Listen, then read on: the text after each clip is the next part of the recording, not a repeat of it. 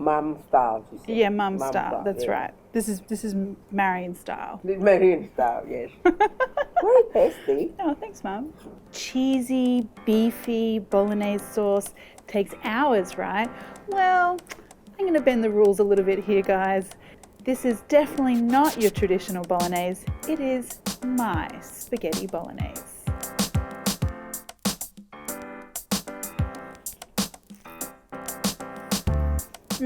Making me so happy right now. So those of you who have been friends of my channel for a while would know that I'm pregnant, and yes, I'm like days away, mere days away from, fingers crossed, having a beautiful, healthy baby boy. But that is why I wanted to make for you guys a very, very special dish for me. In actual fact, spaghetti bolognese is what my mum craved when she was pregnant with me. So my Thai mum, Mama Noy, you guys would know her as, didn't want fried rice or spicy pad kra bao or anything like that. She wanted good old spaghetti bolognese. So it's no wonder that this is one of my favorite dishes. And look, for me, you know me, I always break the rules. So this is not your traditional bolognese, guys, but it is beefy and it is cheesy, and man, it is so good. Well, you guys tell me whether you think my version is good or not, but maybe don't tell your Italian friends to watch this one. All right, let's get started on the bolognese sauce itself. I have some tricks here. We're going to start with the beef, and I want lots of oil in my pan. And what I want to do here is get a really hard sear on my beef mince. I'm going to go in, hot, really hot pan, spread the beef out. I'm going to add a little bit of salt here.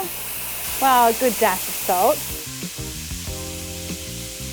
And now leave it alone. I really want that beef to develop some really good sort of charry, seared beef flavors on the bottom. I want all of the juices to dry out a little, and we're really going to intensify the beef flavor. Mum is like waiting in the wings, about to critique my bolognese. It's sort of based on my mum's, like the flavor of bolognese that she used to make when I was little, but it's kind of not that. It's different. I'm probably going to get in trouble. Anyway, let's have a look at the beef. You can see that we're starting to get some color here on the edges, and that's really kind of dried out a lot. Now let's have a look. Aha, see that wonderful color? That is pure flavor, my friends. Pure beefy flavor. And see how dry that is now? That's really great. I don't have any kind of like steamy, watery liquid in there. So now I'm going to add in my pork mince. I'm a beef and pork combo kind of girl when it comes to bolognese. I like the extra fat that the pork brings. And now that I've got that kind of seared flavor, I'm not really too worried about the rest of this getting too much color. I just want to kind of cook it through and get that process started.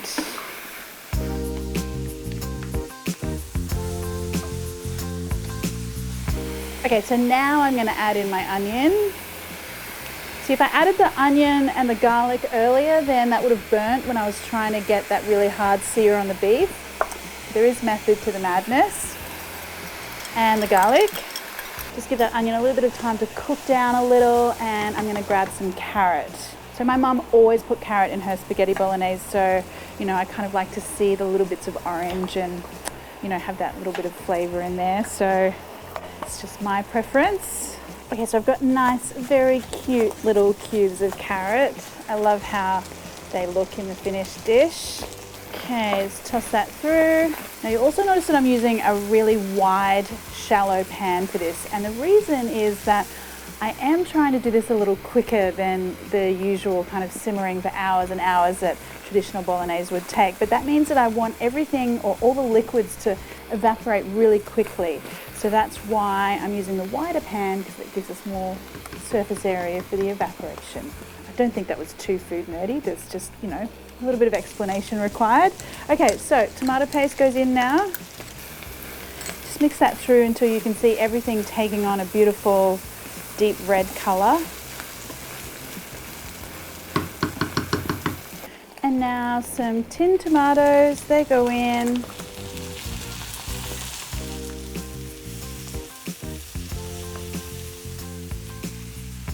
And now some stock as well, either beef or chicken, whatever you've got to hand. Okay, now here come a few little Marion special ingredients that are totally not traditional.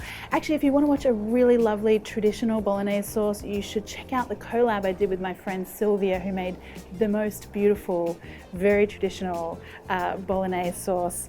You can find that on my channel, but we're doing it the Marion way today. So I'm going to add in some star anise, some bay leaves, and some dried chili.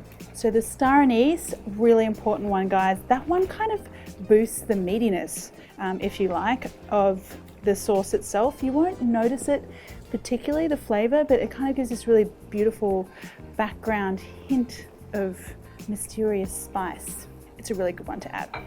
Now I'm going to add in some soy sauce as well, because you know I'm me, but the soy sauce is actually going to add a little bit more flavor than just plain salt, because it adds a little bit of umami as well.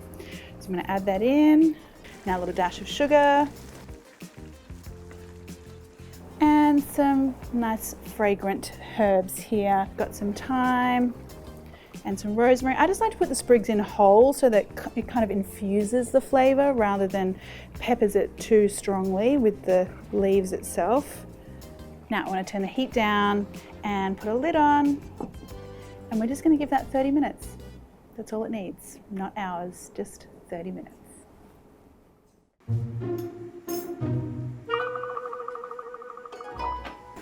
Carrot is cooking. To be good.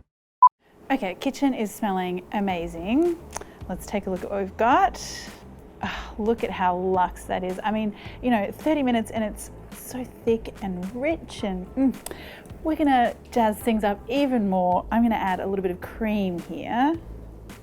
That's just gonna give us like even more luxe. Just let that cream kind of bubble away and infuse a little bit, a couple more minutes. And now one more little secret ingredient that I have for my Bolognese is lemon zest. So this is going to give us like a beautiful little ray of sunshine, make everything kind of bright and beautiful in our sauce here.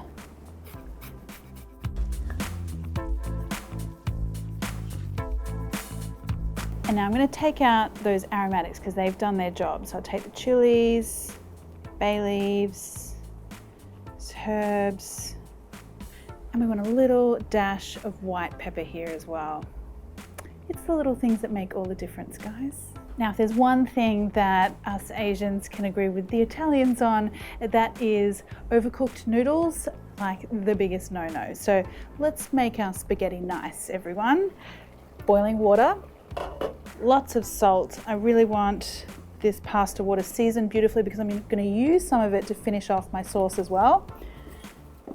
Spaghetti goes in, and let's wait for that al dente moment.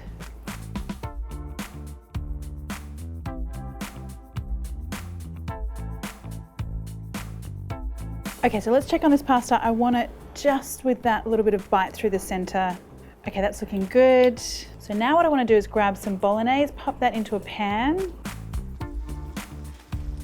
and then in goes the pasta. I really want some of that pasta water going in there.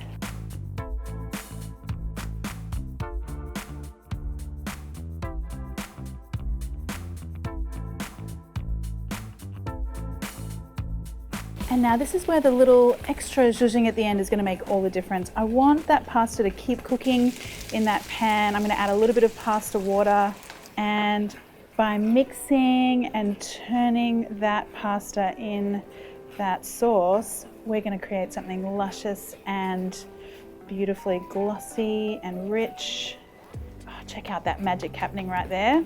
Now, cheese, more cheese. You can always do with more cheese.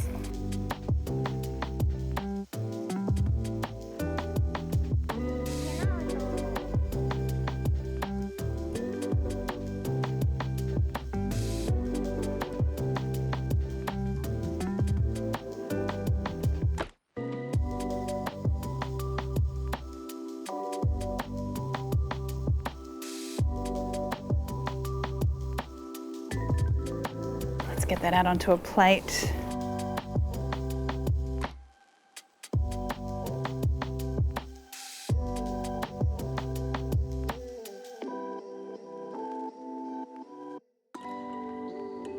Now a little drizzle of some olive oil.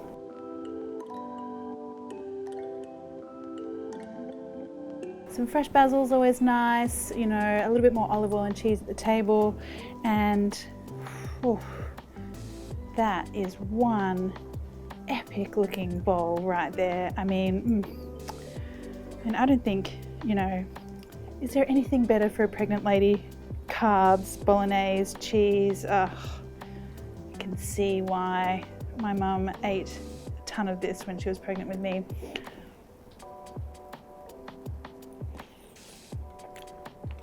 Get out of town. That is making me so happy right now. Honestly, it tastes like that sauce, that meat sauce has been simmering for like days. That's how intense it is. And such a beautiful flavor. You've got all these little background points of interest. You've got the really kind of lemony, lemon zest flavor, which doesn't take over at all. It's just a really nice bright flavor. And then you've got some of those herb flavors like the rosemary and the thyme, and that sort of background savoriness from the star anise.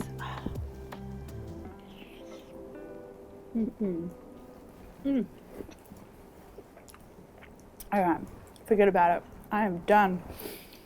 Me and the couch have a hot date. Want some? You're waiting. I know you've been waiting to eat this. You want to try? Tell me what you think. I tried to follow your recipe, I really did, but I just couldn't help myself.